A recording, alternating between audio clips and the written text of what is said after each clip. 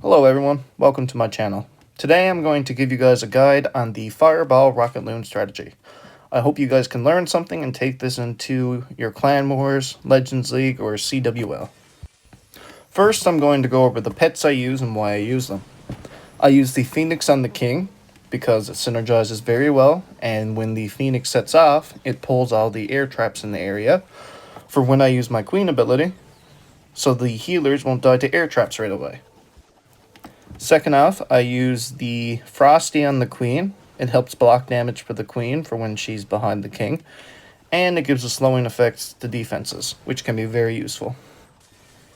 And the Jelly, it speeds things up, and it's pretty essential for this strategy in my opinion. And of course, the Fox, it's just the best option for the RC, unless you're using the Phoenix. But I'd rather the Phoenix on the King. Now I'm going to break down why I use the spell comp. I do a little bit different than some other people that play this strategy.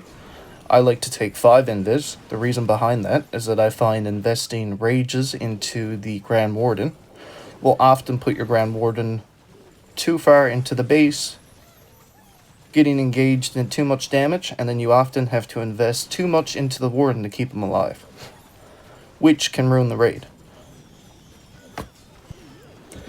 When I am approaching the bases, I like to use invises on my Warden to keep him alive opposed to the rage, as I was just saying.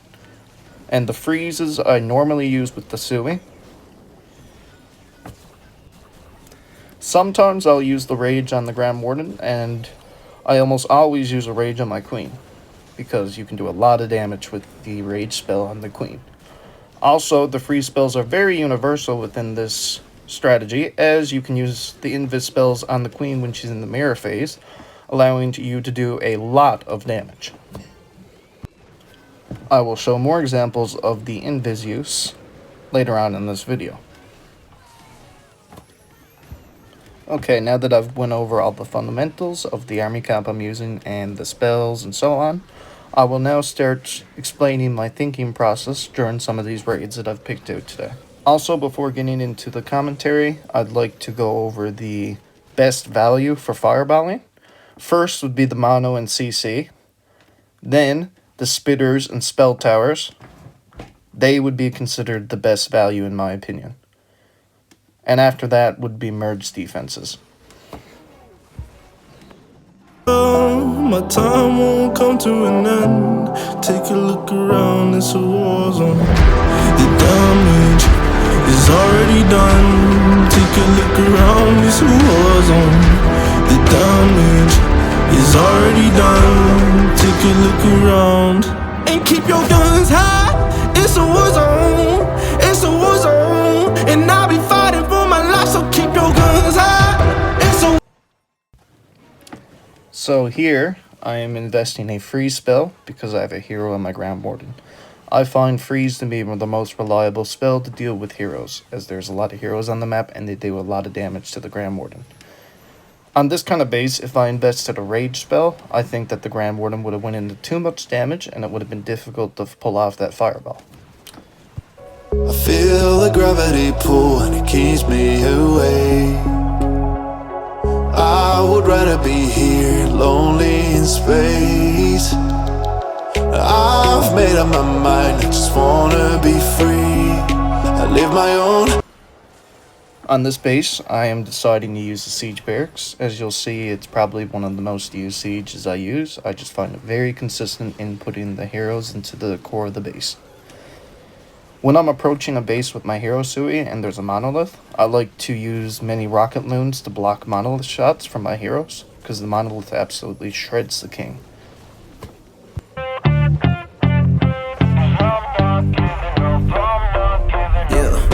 I'm nervous on the surface, I look fine. My brain feels heavy, my traumatized mind. And I'm so tired, I can't feel my eyes. Whoa, whoa. I'm petty, but I know how to lie. I feel feelings that I can't describe. I'm not breathing, but I'm still alive. Whoa, whoa. But I think I'll be alright, 'cause I'm not giving up, I'm not giving up yet. I feel that it's my time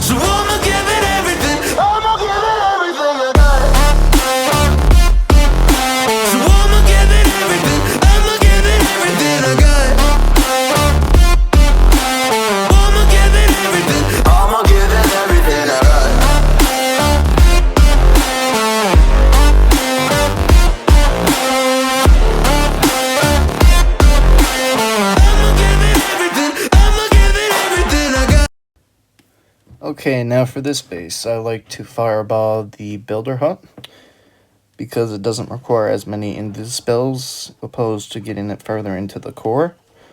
As I'm approaching the base, you'll see here I use invis spells. I feel like using rages here, as I'm going to say again, would get me too far into the base and engage the warden into too much damage.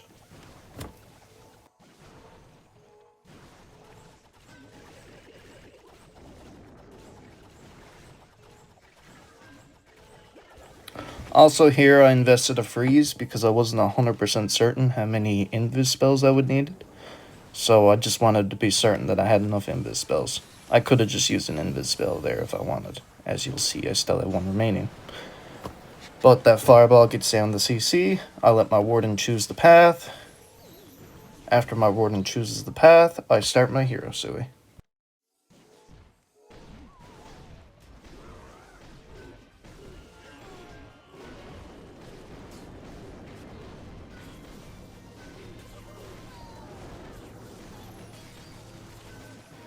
As you can see, I am starting my heroes into a monolith again, as a lot of bases are set up like this to stop the hero sui. I'm going to let the ice golem go off. I'm going to invest a freeze into the mono. The mono does so much damage, and you want that king ability to go off into the core, so you can get as much value as possible.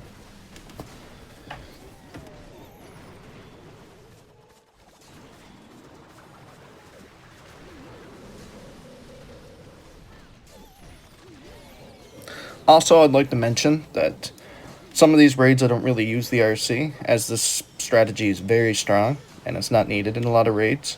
But ideally, when you're using the RC, you want to put it on the side that has the most defenses left that would be hard to snipe with rocket loons. Like, for example, right here, I could have used it on the town hall to snipe that building. But I went to swag it instead.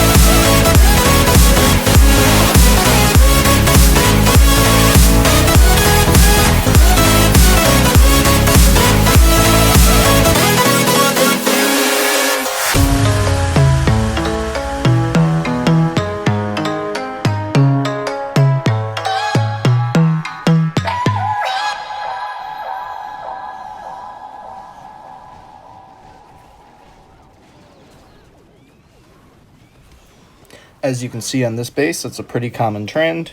I send my warden into usually the CC, as it's the best value. I set my heroes on the opposite side of the warden with the siege barracks to funnel them in towards the center of the base. Here I actually invested the RC on the side that my heroes never reached, where I'm almost out of rocket balloons. Also, I'd like to mention that I nitpicked replays between all 3 of my accounts as I push 3 accounts each season to give the best examples that I thought would cover the most base styles.